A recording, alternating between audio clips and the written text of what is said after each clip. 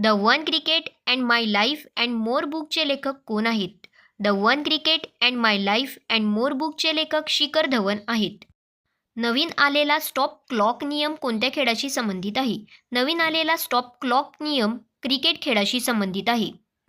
भारताचे पहिले green data centre कोठे स्थापन करण्यात आले आहे? भारताचे पहिले ग्रीन डेटा सेंटर गाझियाबाद या ठिकाणी स्थापन करण्यात आले आहे.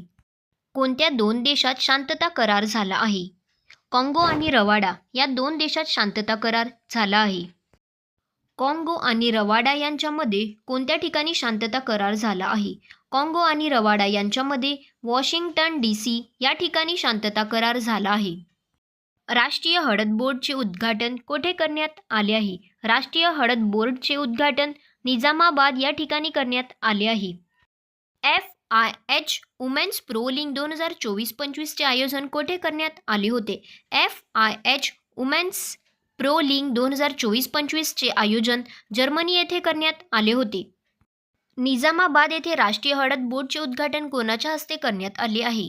निजामाबाद येथे राष्ट्रीय हळद बोर्डचे उद्घाटन अमित शहा यांच्या हस्ते करण्यात आले आहे. भारताचा पहिला ओव्हरपास वन्यजीव कॉरिडॉर कोणत्या एक्सप्रेसवेवर बनवण्यात आला आहे?